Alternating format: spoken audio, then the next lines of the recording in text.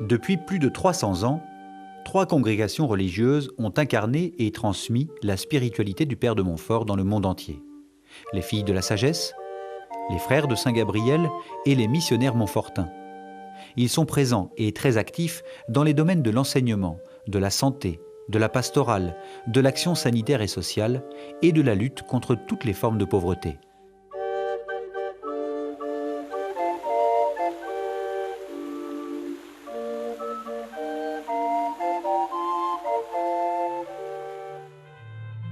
La spiritualité montfortaine attire toujours à elle, y compris chez les jeunes, un nombre important de laïcs.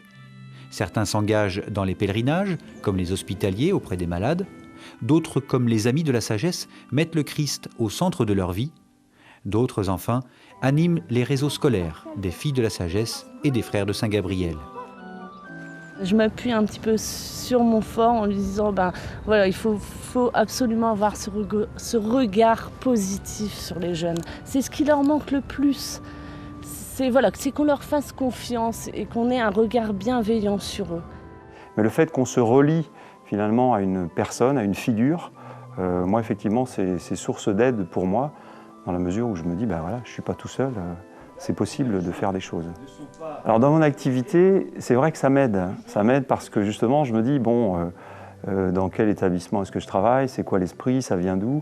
Je ne suis pas tout seul, il y en a eu avant moi. Il y a eu toute la chaîne aussi des frères et des autres laïcs qui ont travaillé. Les foyers de charité sont ouverts à tout le monde et c'est la mise en valeur de notre responsabilité de baptiser. Grignon de Montfort aussi mettait en valeur le baptême et à la fin des retraites, les retraitants dans les foyers de charité disent cette consécration à Jésus par Marie pour renouveler les vœux de leur baptême et être ensuite davantage engagés là où ils sont dans l'Église et dans le monde. Le Père de Montfort a également laissé une empreinte très forte par ses ouvrages, ses lettres, ses cantiques, qui sont autant d'exhortations à découvrir Dieu par l'intercession de Marie. Son traité de la vraie dévotion à Marie est ainsi devenu une référence incontournable. Les nombreux foyers de charité à travers le monde s'en inspirent en proposant la prière de la consécration à Jésus par Marie. Ce qui me touche, c'est que nous, on récite une prière tous les matins à Châteauneuf-des-Galeurs pour commencer la journée, et c'est lui qui l'a créée, et je la trouve très complète, et je me suis dit, il a été vraiment bien inspiré, c'est vraiment touchant cette prière. Dans L'amour de la sagesse éternelle, il montre comment l'acquisition de la sagesse est le but ultime pour vivre le baptême. Pour obtenir la sagesse, le Père de Montfort nous donne 4 moyens. Le premier moyen est le désir. C'est cultiver son désir et développer le meilleur de soi-même. C'est vrai que j'aimerais bien travailler dans le domaine médical. Ça m'intéresserait beaucoup. Après, je penserais aussi faire quelques dons si j'en ai les moyens, mais c'est vrai que j'aimerais bien toujours essayer d'un peu les aider, les personnes les plus démunies pour les aider un petit peu. Le second moyen, c'est le renoncement à soi. C'est faire des choix difficiles pour s'améliorer comme un sportif s'entraînerait pour une compétition. C'est aussi refuser la vie facile en cédant à toutes ses envies, ce que le Père de Montfort appelait les fausses sagesses. Le troisième moyen est la prière continuelle ou l'intériorité. À l'exemple du Père de Montfort qui se retirait dans la grotte de Mervan pour prier, il nous invite à faire le silence et la paix en soi afin de faire le point sur sa vie à travers la prière. Le dernier moyen est la dévotion à Marie. C'est se tourner vers elle. Parler à la Vierge Marie comme à une mère, c'est surtout suivre son exemple comme modèle de vie.